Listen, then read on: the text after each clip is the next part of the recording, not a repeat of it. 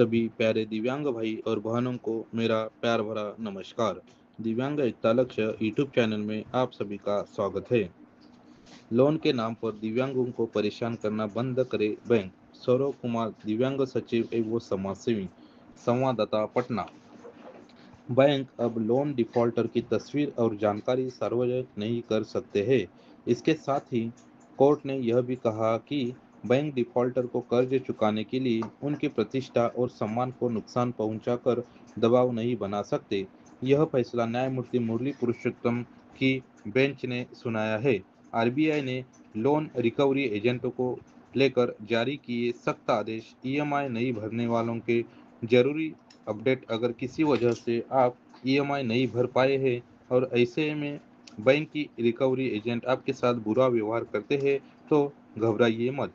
RBI के नियमों RBI rules for loan recovery के मुताबिक अगर कोई बैंक ग्राहकों को लोन के भुगतान न करने पर दुर्व्यवहार से परेशान करता है तो ग्राहक इसकी शिकायत पुलिस से कर सकता है। कितनी ईएमआई न भरने पर बैंक मानता है डिफॉल्टर। अगर आप 3 बार लगातार ईएमआई नहीं भरते तो बैंक कानूनी कदम उठाते हैं और आपको एक नोटिस भेजता है। इसके बाद अगर आप फिर भी ईएमआई नहीं भरते तो बैंक आपको लोन का डिफॉल्टर मानता है और लोन की वसूली प्रक्रिया शुरू करता है। आरबीआई के नियम किए है तय बैंक को पहले ही अपने ग्राहकों को लोन वसूल करने वाली एजेंसी या agent RBI guideline for loan recovery के बारे में जानकारी देनी चाहिए, जिसमें रिकवरी एजेंसी या रिकवरी एजेंट का नाम और संपर्क का अन्य डिटेल दी गई हो। वसूली एजेंट को डिफॉल्टर से मिलते समय बैंक द्वारा जारी प्राधिकरण पर पत्र और नोटिस की एक कॉपी अपने साथ रखनी अनिवार्य होगी। यदि लोन लेने के वाले व्यक्ति ने कोई शिकायत दर्ज की है तो बैंक को तब तक वसूली एजेंट को भेजने की अनुमति नहीं होगी जब तक उस शिकायत का समाधान नहीं हो जाता है।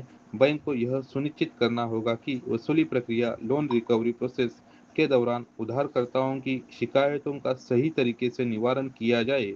सरकार के ड्राफ्ट बिल का उद्देश्य क्या है? केंद्र सरकार के इस ड्राफ्ट बिल का title banning of unregulated lending activities BULA है। इस बिल का उद्देश्य आरबीआई या किसी अन्य रेगुलेटरी बॉडी से परमिशन लिए बिना लोगों को लोन देने वाले व्यक्तियों और कंपनियों को बैन करना है। सरकार के ड्राफ्ट बिल से जुड़ी खास बातें। डिजिटल लोन देने वाले प्लेटफॉर्म को भी इस बिल में शामिल किया गया है। अनऑथराइज प्लेटफॉर्म कानूनी रूप से लोन नहीं दे सकते।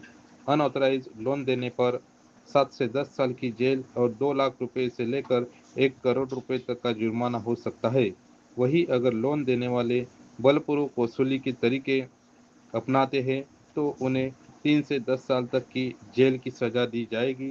कई राज्यों और केंद्र शासित प्रदेशों से जुड़े या बड़ी राशि के मामलों को सीबीआई को ट्रांसफर कर दिया जाएगा। बिल्कुल, डिफॉल्टर वह कस्टमर होता है जो लोन की रकम को जानबूझकर नहीं चुकाता, जबकि उसके पास लोन चुकाने के संसाधन जैसे अच्छी नौकरी, अच्छा कारोबार आदि होती है। यह खबर अपने साथी दिव्यांग भाई और बहनों को शेयर करने के लिए अपने इस यूट्यूब चैनल को सब्सक्राइब करो, लाइक करो, शेयर करो। धन्यवाद।